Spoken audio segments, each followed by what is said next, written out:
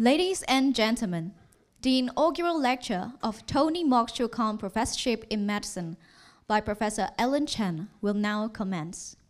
Please rise for the official procession.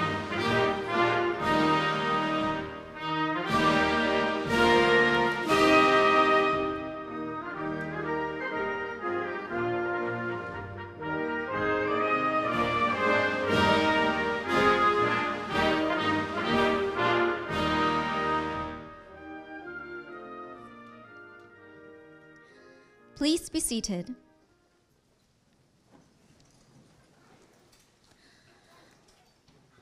Please welcome Professor Ellen Chen, the Acting Vice Chancellor and President of the Chinese University of Hong Kong, to deliver a vote of thanks to Ge and Ning Zhao Family Foundation. Professor Chen, please.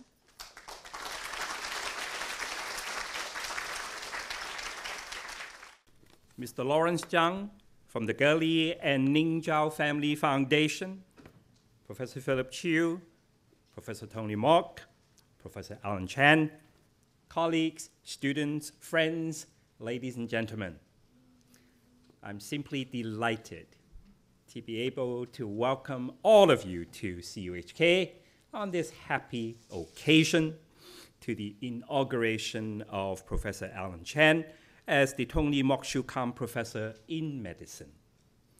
On behalf of the university, I would like to first of all propose a vote of thanks to the Ge and Ning Zhao Family Foundation, whose generosity is what makes today's event possible. And may I also take the opportunity to thank Mr. Lawrence Zhang for attending the event today on behalf of the foundation. It is our pleasure and privilege to welcome you to CUHK.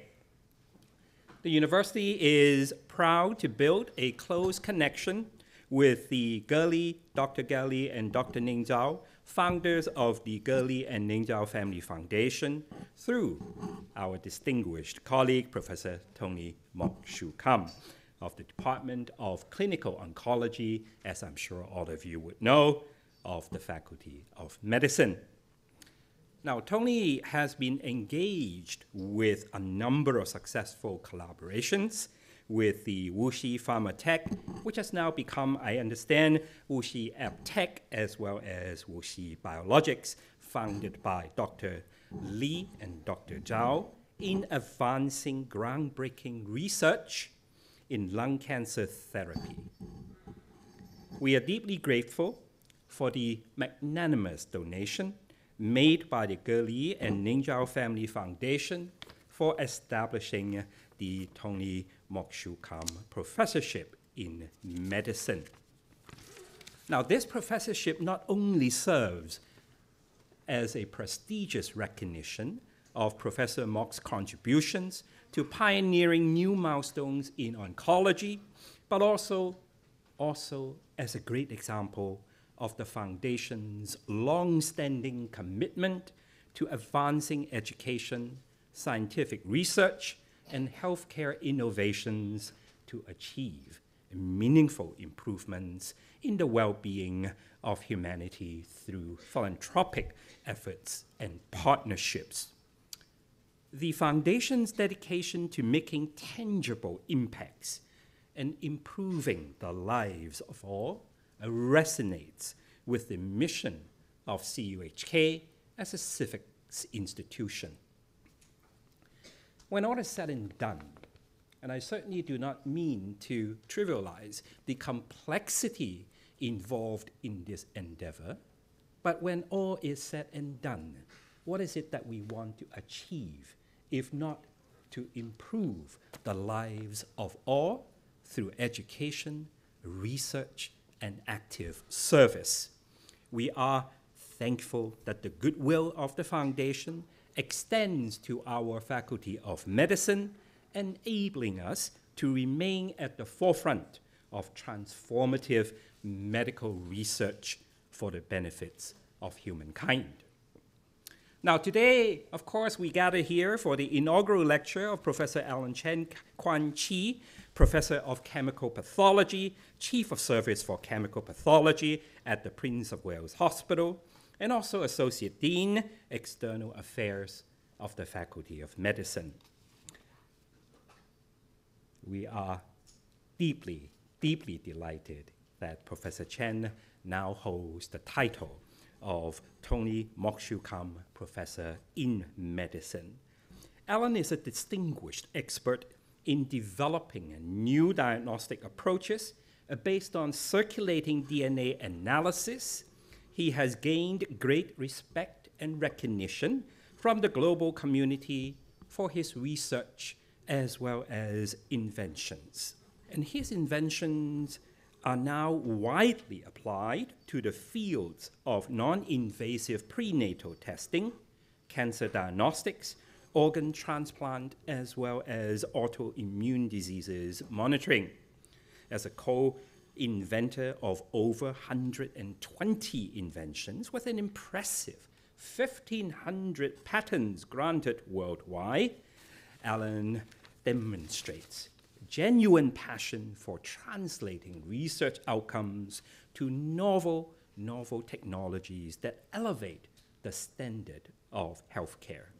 We certainly look forward to hearing more from him shortly, and I think I can speak for all of us here, how he has managed to accomplish so much in such a short span of time, balancing the rigor and demand of academic life and the equally demanding journey to innovation. Later, he will share his insight in a lecture titled From Innovations to Startup Companies and a Venture of a Clinician Scientist. Now, we do not exactly share the same name, but fairly close. And I would certainly be very happy to be confused with Alan Chen. And of course, I would also like to take this opportunity to extend my warmest congratulations again to Alan on receiving this well-deserved honor, and again to thank the Gurley and Ningzhao Family Foundation for their generosity, for their support of CUHK's medical education, research, and innovation.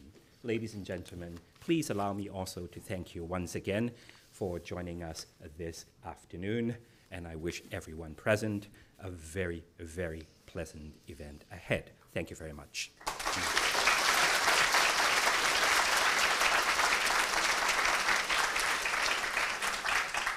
Thank you so much, Professor Chan. May I now invite Professor Alan Chan, accompanied by Professor Philip Chiu, Dean of Medicine, Professor Alan Chan, and Professor Tony Mok, to present the Certificate of Appreciation to the representative from the Gurley and Ningzhao Family Foundation, Mr. Lawrence Zhang. Mr. Zhang, please.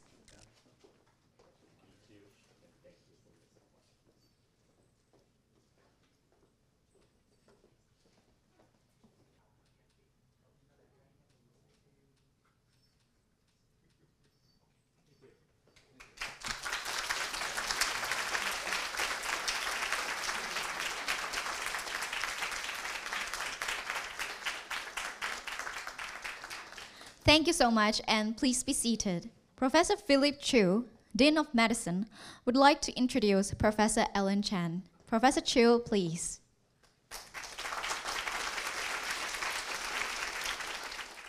Mr. Lawrence Zhang, Gurley and Ningzhao Family Foundation, Professor Alan Chan, Acting Vice Chancellor and President, distinguished guests, colleagues, students, ladies and gentlemen.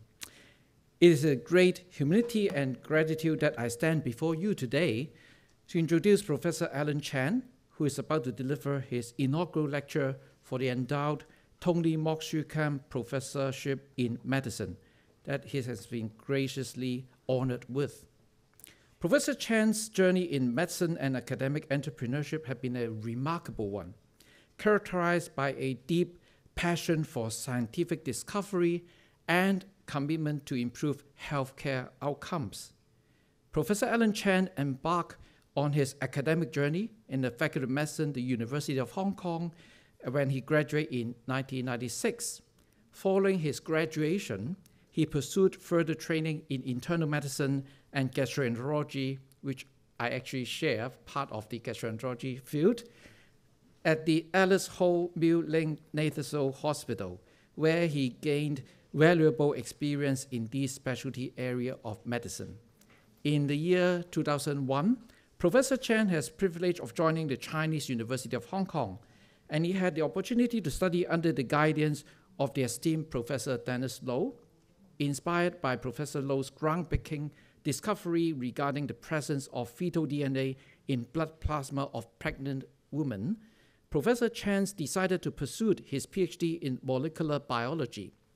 During his PhD study, he made notable contribution in the field of uncovering the fragmented nature of circulating DNA molecules and the size difference between fetal and maternal DNA in the blood plasma of a pregnant woman.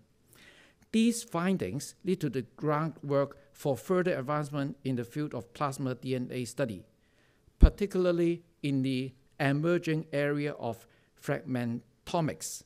I need to say it once again, fragmentomics, because I trust that this is a really new term discovered by Professor Alan Chan. And remarkably, the core technology of his latest company, Inciter, is based on this interesting phenomenon of DNA fragmentomics.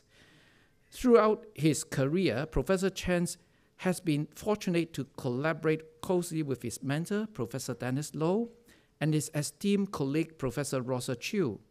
Together, I think this is a strong iron triangle. They have developed innovative diagnostic approach based on the analysis of circulating DNA, with a particular focus on non-invasive prenatal testing and oncology application. Their collective efforts have contributed to advancement in patient care and also garnered the recognition from scientific community. Professor Chan's commitment to protecting intellectual property has resulted in granting over 1,500 patents globally for his numerous inventions. This recognition of his innovative work has earned him a place among the top 20 translational scientists, as acknowledged by the prestigious scientific journal Nature Biotechnology. Professor Chan has led the first large-scale clinical trial in the world to demonstrate the potential of plasma DNA analysis in early asymptomatic cancer screening, leading to a 90% reduction in cancer-associated mortality. His seminal work on this topic has published in the New England Journal of Medicine, the most prestigious journal in the field of medicine, and was recognized as one of the 10 most notable articles in 2017. For his contribution to the field of clinical oncology, Professor Chan was honored with the Annual Achievement Award by the Chinese Society of Clinical Oncology. Not content with academic achievements alone, Professor Chan has also made significant strides in academic entrepreneurship. He co-founded several biotechnology companies that we have to recognize. These are really, really excellent companies, including Exilum in 2014, alongside Professor Dennis Low and Professor Rosa Chiu. Exilum quickly became a leading provider of non-invasive prenatal service in Hong Kong, capturing over 80% of the market share in terms of revenue. In addition, his company, Serena, merged with a prominent US-based company, Grill, resulting in the subsequent acquisition of the merged entity for a staggered US $8 billion. Alan is also committed to teaching and mentor for the next generation of healthcare professionals. His dedication to education has been acknowledged with 4 Teachers of the Year awards from our faculty, a testimony to his ability to engage and inspire students.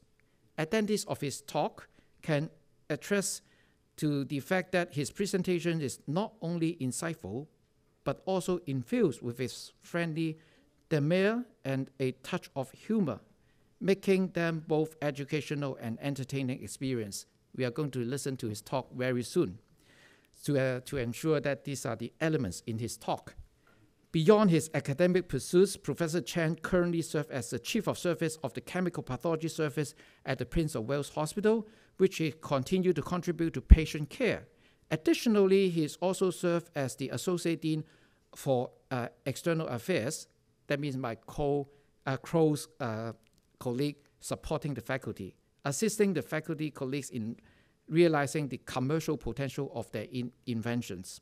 Ladies and gentlemen, it is my great honor to present to you what he actually wrote for me to talk about. He is a humble and dedicated scientist, an inspiring educator, and a visionary entrepreneur, which I fully agree. Professor Alan Chan, please join me in welcoming him to the stage as he shares his invaluable insights and experience with us today. Thank you.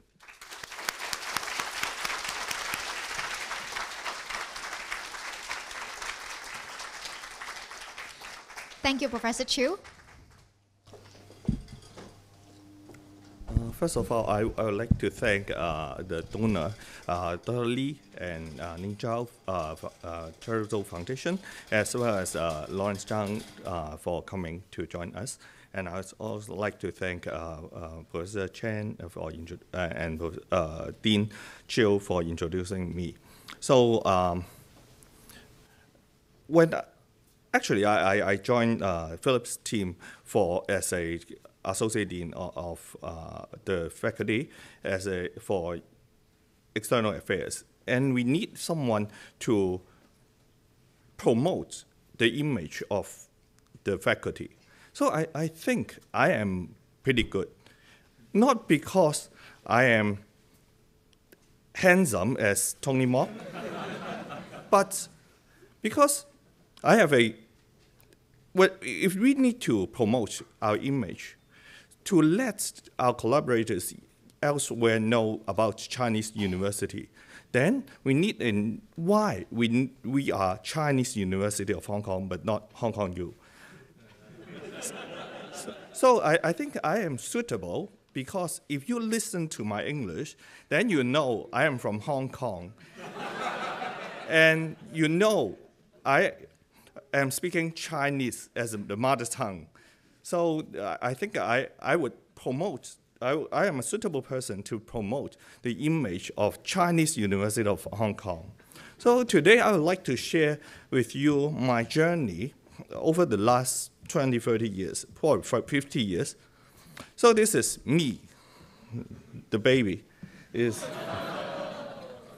And my cousin was holding me, and we are good friends. We have dinners every other week. And on the left-hand side is my grandfather, which he loved me a lot. And actually, my whole family, all the family members loved me. So I grew up in a family with love. Yeah. No. But in the background, it is we live in a humble family, so I don't believe in 贏在起跑線. So I think everyone have the good chance to compete in the society, given that we are hard working enough. So this is me. So most of you would know I like cars. So this habit stems from, so if you look at the date of the left-hand picture, so I was only 14 months at that time. My mother told me that I can ride a cycle before I can walk. So that's why I like cars a lot. So this is my family. So we go out, we have very pleasant memories, and with my mother and father and my siblings, and my brother is in the US now, so he cannot come and join this event. So as most of the boys, I don't like study. I spend most of my time playing football and other kind of sports, and also playing the video games. And I am particularly bad in language. So I am extremely challenged. I got the record of having most 0 marks. But this is I download from internet, but not mine. I lost those dictations results. But at that time, although my academic results was really bad, but I am logical, so I find the fault is not in me. The fault is in the marking system. Because they deduct 5 marks when I get 1 mistake. So this is completely unfair. So if there are 5 marks per word, then basically they need to count the correct words. So instead, I should have 120 marks instead of 0 marks. So an alternative of the marking system is that to be even fairer, so we count the total number of words in the examination, in the dictation, and then calculate the percentage of correct. So then I would revise it as a 78. So 0 is very demoralizing for a student and is not fair. So I spotted the illogical marking system. But my mother usually encouraged me with this. So I grew up very happily with this, playing, yeah. But although I am very challenged in language, I am very good in mathematics. So I played with numbers and I learned calculus by myself during my primary school. And I do a lot of repairing. I like dismantling electronic devices and try to rebuild them, but usually fail.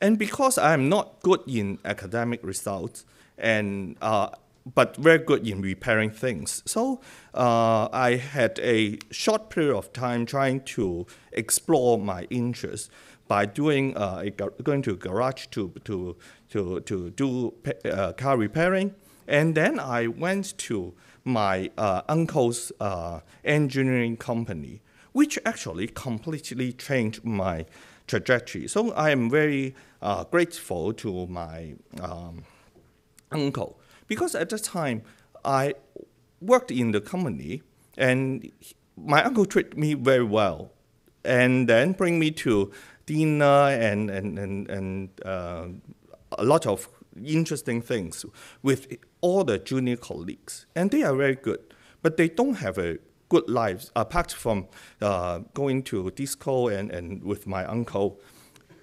So I realized that in this society, academic qualification is so important. So I go back to school and study harder. And fortunately, because in the past, we have different streams of academics, so we can choose either the 文科 or science subjects. So I decided to study science subjects. So it removed a lot of my pressure from the academic. And then I get pretty good results and went to another school, which I met a lot of good friends, and a lot of them are here. So I am here. And another colleague which is also here is the current director of the government information services. So I'm very delighted. So we rank #1 and #2 in our schools. And then because of that, and then I entered the medical school of Hong Kong U. And this is the orientation camp of Hong Kong U, and this is me. And also we have another government officials here, is the Undersecretary for Health, Libby Lee, is also in this picture. So she was very slim at the time. So, and also we have very good friends living together in a small apartment. So these are the people that lived with me and played with me, and we studied together. We enjoyed very good time. So after graduation, I went to, this is the picture when I was a houseman in the Queen Mary Hospital. And at that time, Professor Lau Jiaxing was my ward physician. So most of the other ward physicians are very angry looking. But Professor Lau was very kind, and when we ended our rotation, he treated us, all the housemen the two housemen working in the ward, to a very nice restaurant, which I still remember. And then I joined the Alice Homeling Nadaso Hospital for my internal medicine training. And these are also very good friends. And then I embarked on a journey receiving the gastroenterologist training under the supervision of Dr. Lai Mun Sing. And we are good friends then. And afterwards, when I knew about the invention of the young Professor Dennis Low, about the presence of baby's DNA in the mother's blood, then I was very fascinated about this idea and decided to quit my job and then join Dennis' team. And I want to have a PhD study under the guidance of Professor Low. And Dennis asked me what I am good at. I think I am good at mathematics and measuring things. So he gave me a project to measure the size of DNA in blood plasma. So inside cells, the DNA piece is very, very long. So inside the cell, the total length of, inside one cell, the total length of DNA is approximately 2 meters long. But whether these 2 meters DNA would enter the blood as one piece or would be chopped into further fragments. So we studied that, and I developed a number of PCR assays with different amplicon size to demonstrate that actually in the blood plasma, these DNA are chopped in very, very small pieces. And more importantly, I discovered that in a pregnant woman, the DNA derived from the baby is actually slightly shorter than the DNA derived from the mothers. So at that time, it's an interesting biological phenomenon, but we don't know whether there is any application on that, and I'll elaborate on that, the importance of that. So we now call this the fragmentomics. So apart from exploring the biological behavior, then we are also interested in doing something more important clinically. So we think that at that time, if we want to know whether a fetus growing in a pregnant woman is normal or not, then we need to do prenatal testing. So at that time, the only way to get fetal tissues is to put a long needle into the uterus and get some amniotic fluid or chorionic villus. But that procedure cause some risk to the fetus. There is around 0.5% risk of miscarriage. So we think that the presence of baby's DNA in maternal plasma may be a safer alternative for us to obtain the baby's DNA. So we embarked on the journey of developing the non-invasive prenatal test for Down syndrome, and we are successful. So Dennis is now recognized as the father of NIPT. But at that time, is very challenging task because the problem of a Down syndrome in maternal blood, most of the DNA is derived from the mother's tissues, but there is approximately 5 to 10% of the DNA is coming from the babies. And in a pregnant woman carrying a Down syndrome baby, the total amount of chromosome 21 would be increased by 2 to 5% or even up to 10%. But the detection of these quantitative aberrations was extremely difficult at that time, because the PCR we used, it would double the amount of DNA every cycle. So it can differentiate 10 from 20, but not 10 from 11. So it's extremely difficult. So we developed a method, use a direct counting. So in this sample, there are a lot of DNA molecules, and each dot represents one DNA molecules. And then we distribute and dilute these DNA molecules and distribute into different vessels. So in each compartment, after the careful calculations mathematically, each compartment would only contain either one or no DNA molecules. And then we perform PCR. Afterwards, we count the number of compartments that give positive signals. And using that, we can count the number of molecules in the sample by counting the number of compartments with a positive signal. So this is very accurate. And at that time, we thought of this idea, but we don't know how many molecules is required to give an accurate result for the detection of Down syndrome. So at that time, I received very little computer training, so I buy a book and read about Visual Basic and use the Visual Basic to write a program and use the Excel to execute that. And all our results are based on these combinations. As a result, we developed a method that can very accurately detect Down syndrome with an accuracy of 99.7%. And because of the non-invasiveness and high accuracy, this test is very rapidly adopted throughout the world, with millions of tests performed every year. And after we developed the technology, Dennis was very visionary. So if we have a new technology that is going to change the world, then we need to focus on the protection of the intellectual properties. So over the last 20 years, we worked very hard and filed many patents on our inventions. And for each year, the Nature Biotechnology Journal would list the top 20 translational researchers with the largest number of granted patents for the previous 5 years. And Dennis, Rosa, and myself were on that list, in the latest list of this journal. So if we look at the total income from intellectual property rights by university, so we show, this is from the UGC.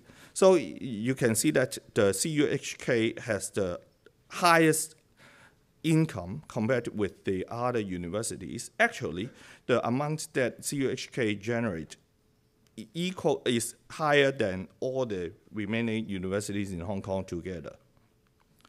So, as I've mentioned, the biological phenomenon that I discovered is the difference in the size of the DNA in maternal plasma derived from the baby and the mother. So what's the use? So after we filed the patent and get it granted, then we licensed to the biotechnology company in the US. So we license, the number I cannot disclose here, but we license is X amount as upfront and royalties.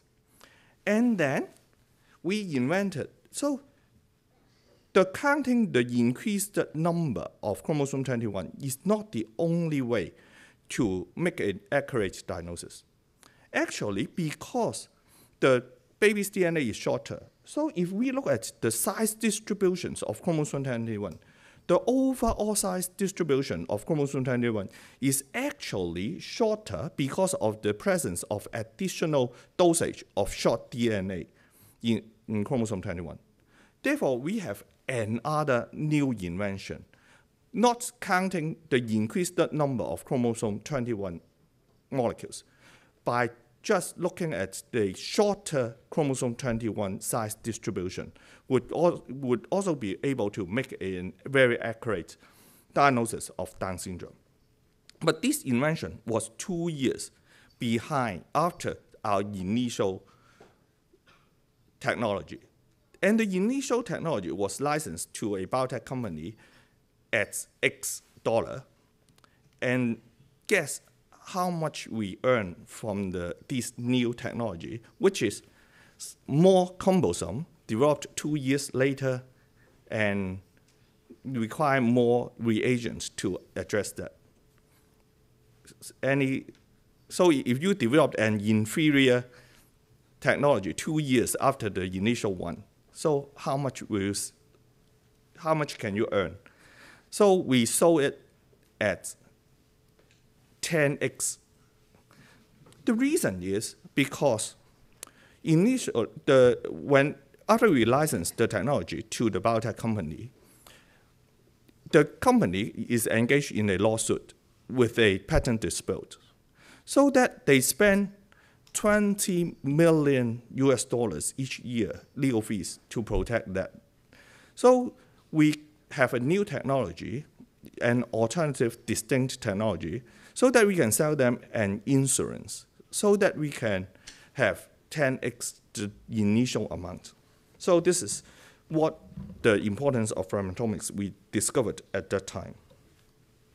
So apart from NIPT, we also developed a method for detecting cancer-associated changes by looking at the circulating DNA. And this method can detect all types of cancers because all types of cancers are associated with DNA changes.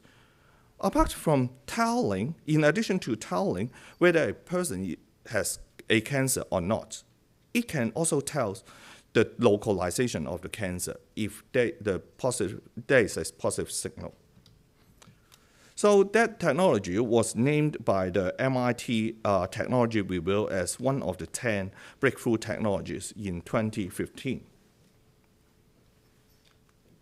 So another very important, so we developed a method that can detect cancer. But whether the testing for cancer-derived DNA can identify asymptomatic cancer very early and improve survival. So we used nasopharyngeal cancer as a model to embark on a 20,000 subject cancer screening project. And in this picture, I showed Dr. S.F. Leung, who is a very good teacher for me and a good collaborator, and I actually missed him very much. So because we need to recruit 20,000 subjects for the study, so I go out to the community center to give health talk and try to recruit subjects. I gave a total 158 community health talk during weekends and recruited over 20,000 subjects. And because of this is my golf handicap. So I like playing golf. So before the project, I improved gradually. So you can see that the lower the golf handicap, meaning I played better. So you can see that I am improving gradually.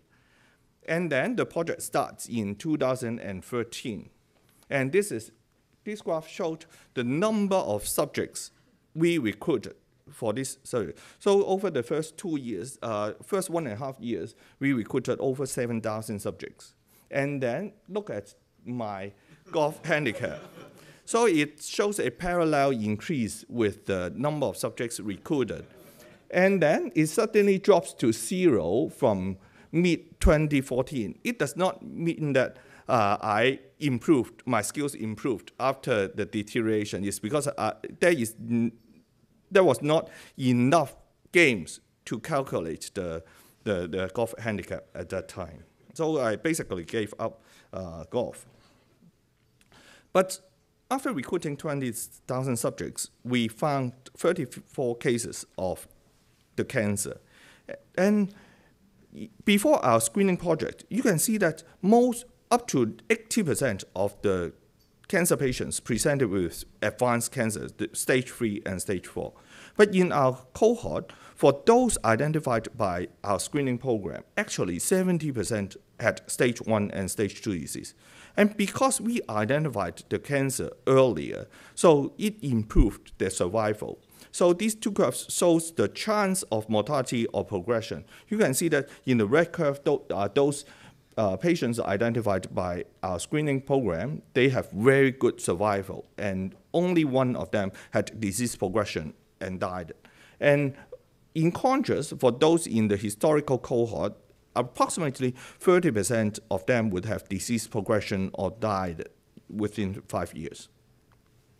And because this was the first study demonstrating the use of plasma DNA for the screening of early asymptomatic cancer, we published this in the New England Journal of Medicine, and it was also chosen as one of the notable articles of 2017.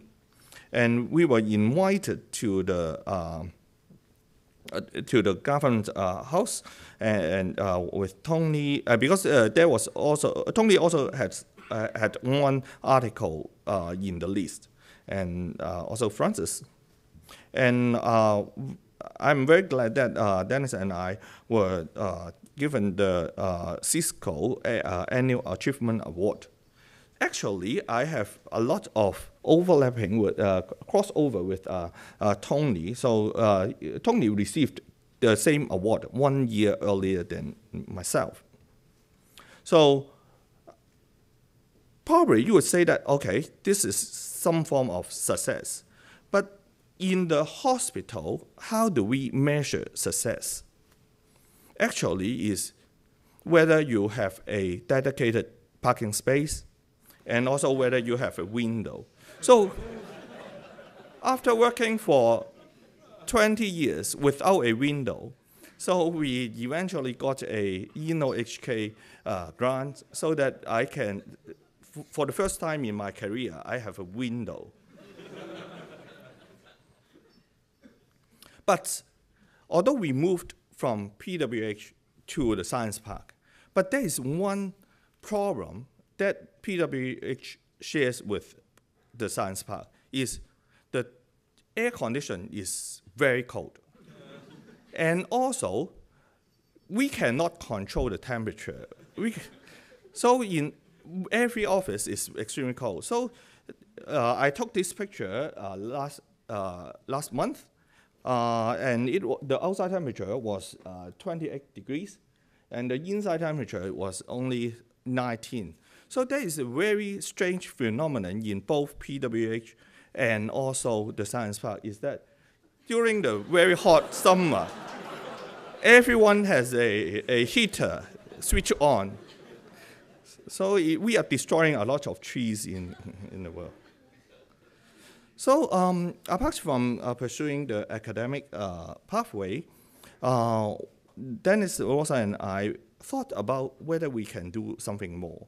With the encouragement of the former commissioners of the INT department, we are introduced to some professionals telling us how to found our own company to commercialize our inventions. So with the help of Oscar and Peggy was our lawyer and Oscar was our accountant. So we tried to do business ourselves. But in the first meeting with Oscar, he asked, "Are the three of you friends? If so, don't do business together." But I can say that after these many years, everyone who have done business with me enjoyed a good time, and I enjoyed a lot of good time with all our partners. So the first company we founded was Exelon. So at that time, we have the granted patent in Hong Kong, so that we are supposed to have the monopoly. But in real world, it's different. So no one would respect these intellectual property rights. So we have local competition. But we think of a way to overcome these competitions. So we have an extremely fast turnaround time. So doing business is quite different from doing academic research. So speed is the most important thing. So this is the first time that from the blood collection to the issue of results is within 3 working days. So we have 85% shares in revenue, in terms of revenue in Hong Kong for our company, despite the competing company offers a price which is 1/3 of the price that we offer. So because of the quality and the speed, we have a very huge market share. But to make sure that we remove our competitions, so we sue the other company. So I cannot tell the details because of confidentiality. But for this litigation, having a litigation in Hong Kong is very, very expensive. So this is a 5-day hearing, and Dennis, myself, and Rosa spent 13 million. So for 1 day, a senior counsel charged us 700,000 a day. So it's extremely expensive. And then I have another encounter with Tony. So Tony is very famous about his knowledge with beautiful girls and restaurants. But so he treated me with a meal in his Italian restaurants, which is operated in Shangwan. And I am very interested in doing business. So when in the restaurants, I asked, what is the rent of your restaurants? I am very interested to know. After he told me that, I said, okay, you are going to lose, and you lose very badly. And because for each seat, it costs, the rent is over 1,000 Hong Kong dollars for each seat in the restaurants. So you cannot survive with this kind of rent, this level of rent. And then, so all the restaurants that Tony owned lost money. So he asked me to do business together with him. And then I said, okay, what do you? So you know Tony is famous for his invention of the target therapy. So if you can detect the DNA targets in the tumor, then you use certain target therapy. But the target therapy is very expensive. So we invented a way, instead of taking the tumor tissues for analysis, we can analyze the blood for the mutations. So we developed that technology. Tony suggests we have a company using that technology, and it must be a very good business. And then after the calculation, I said to Tony that no way you are going to lose more money in your company than in the restaurants. So I gave an alternative. I think the problem is the fixed cost is too high. So if your business is small, you are selling 10, 20, 30 tests a month, it's basically not sustainable. And for an academic, and especially doing business, if you lose money, you lose morale. So that is the most important thing. So I think I can help him. So I said, okay, I absorb all the costs, all the fixed costs. I engage the technician, I pay the rent with our existing company. And then I charge you for each test you sold, say 5,000, then we charge you 1,500 as cost. Even if you sell one test, you are not going to lose any $1. So it's good deal, right? But I said to Tony, but there's one problem. I need to report to my boss. I'm not the owner of the company. So how can we do it? So I suggest we take the shares of your company, and then you would not lose, and my boss would be happy. So we operate that way, and we set up Xenomics. It was eventually a good success, and the return of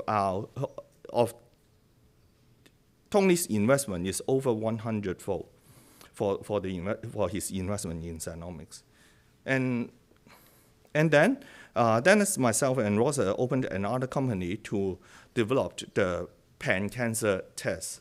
And the company is called Serena, with the synonym of circulating nucleic acid. And at the same time, another big company, the leading DNA manufacturer, Illumina, also spin off a company called Grail. So because we have the technology and we have the patents, but they have the money, so eventually we have a merger with Grail so that it forms one company. And it developed a test that can test for 50 different types of cancers. And the test was named as one of the best inventions of 2022 and becomes very successful. And at that time, at the peak of the stock market, it was acquired at $8 billion. So after that, we think the test we developed for Grail is pretty good, but it's expensive because it involves some chemical changes. So we developed another method which is similar and cheaper and can also give a more rapid turnaround time. So we developed, and this test is based on the fragmentomics idea. So we established another company. The latest company is called Insighter, and the company, the market cap is $200 million US dollars. So I tell you what I have done over the last 20, 30 years.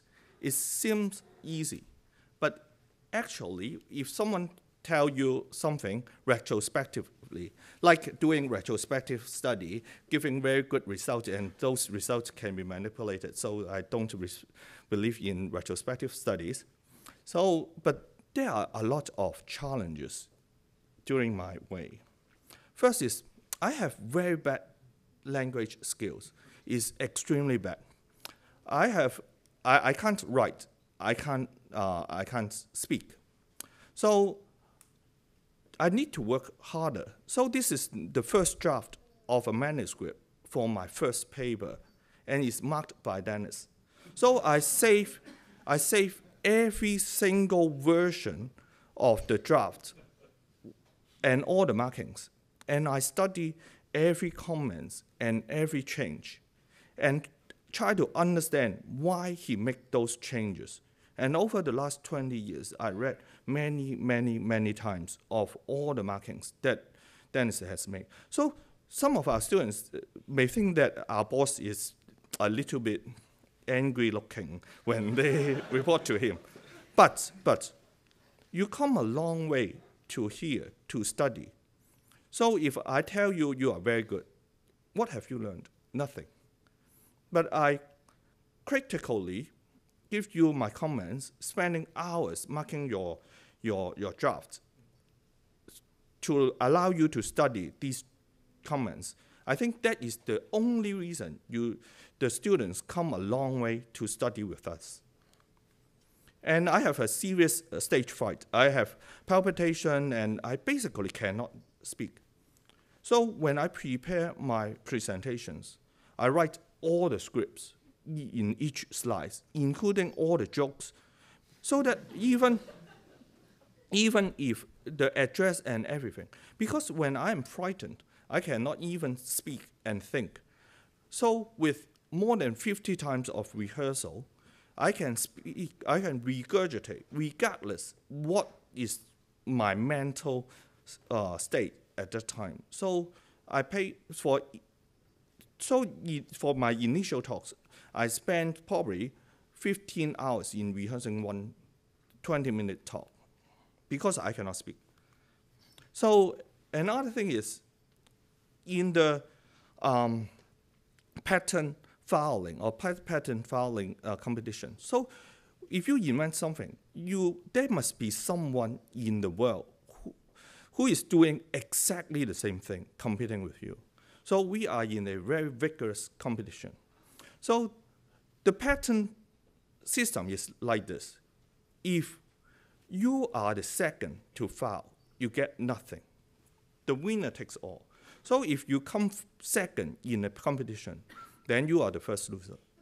So we spent many, many nights in writing all these patents and working with our colleagues, students, and lawyers to prepare these many, with over 2,000 patent applications we filed. We write every single word for these patents. And also, Dennis is a perfectionist. So his idea, I would think that this Lexus promo is the best description, is the relentless pursuit of perfection. But unfortunately, I am not a perfectionist. I am full of holes.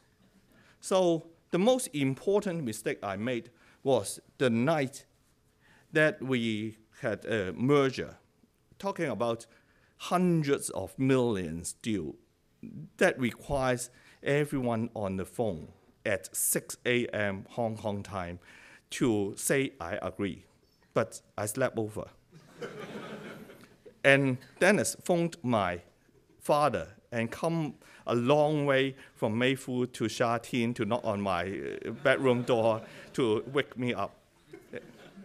So I have a lot of holes. I am not a perfect person. I have all the weaknesses, but I'm trying my best. I'm going to work very, very hard to overcome each of them. Yet I am still full of holes. So Dennis tolerated with me after knowing me for 20 years. So Philip asked me to engage in his deanery, and I agreed to become the External Affairs Associate Dean. I think my idea is to whether I can share my experience of this entrepreneurship with our colleagues, which is very important for the faculty and also the university. Because we need the best people to work in Chinese University of Hong Kong, but we don't have the money.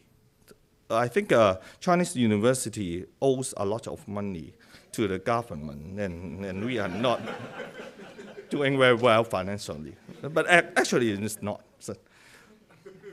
So especially for medical doctors, we have different career choices. So CU Medicine is one of our choices.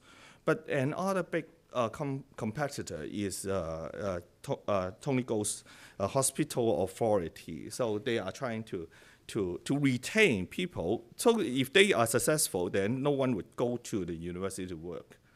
And also we have the Hong Kong U Medicine. And among these institutions, I think CUHK offers the lowest salary. And not to compete with the private practice. And also, our salary scale is interesting because we have a salary scale. And then for the chair professor, it states in the website it starts from certain salary, but no scale. So when I read that, then I hope that someday I would become a chair professor so that I can start from that onwards. But if people tell you that you start with certain salary without telling you a scale, it means that you would be on that amount forever. So one day after I worked as a chair professor for many years, then I go to the room of Dennis and say that, are you happy with me, Dennis? Are you happy with my work? He said, oh, it's okay. But I have not had a pay rise for many years. And he said to me, oh, same for me. I have not had a pay rise for many years. But you are okay. I got my Royal Medal, Breakthrough Prize, Alaska Award, and so forth, but still no pay rise. So I said, okay, then I go out. So with these many years, I have a lot of good friends, and I am so lucky to work with Dennis over the last 20 years. And this picture is, we took this picture at the Pebble Beach, a very exclusive golf course with our business partner. And we celebrate Dennis' 60th birthday together. And I am so fortunate. And he brought me to the Lasker Award ceremony. So I need one promise of Dennis that when he gets the next prize, he needs to bring me there. So, and without the support of all our colleagues and students, I cannot reach this stage of my career. So I'm very grateful to all of them supporting us. And also, I met a lot of good friends and collaborators. So especially Stephen Chen here, because we had a hotspot dinner. I like hotspot dinner.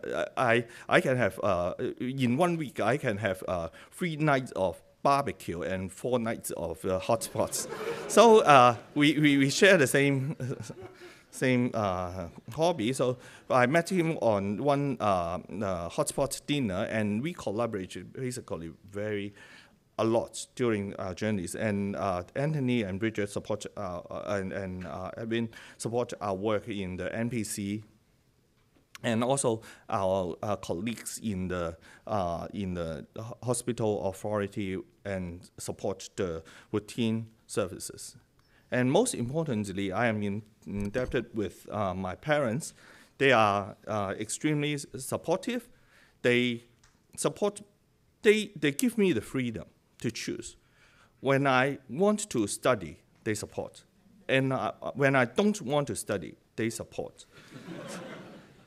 When I want to be a gastroenterologist, they support. When I leave that career to do something I want, they also support. Now, my wife and I have 2 very interesting and challenging children.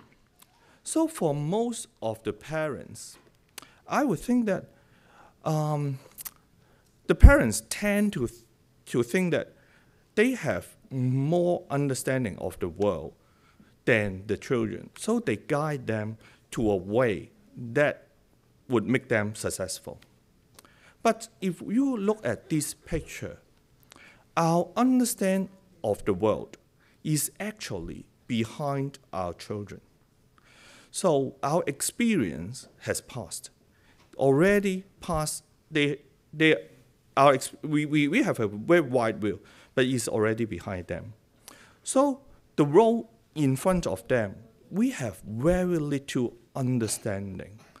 So I don't want to be an obstacle for them to pursue the dream. Instead, I want to be set to be alongside so that when they are tired, they can have some rest on me. So thank you very much for your kind attention.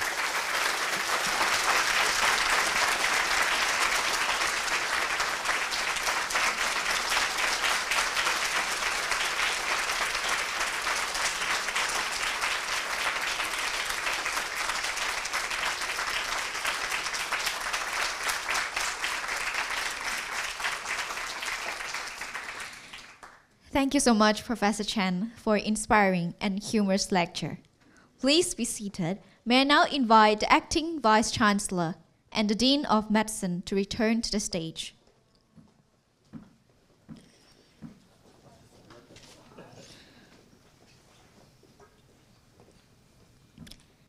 Ladies and gentlemen, that concludes the inaugural lecture. Please rise as the official procession exits the hall.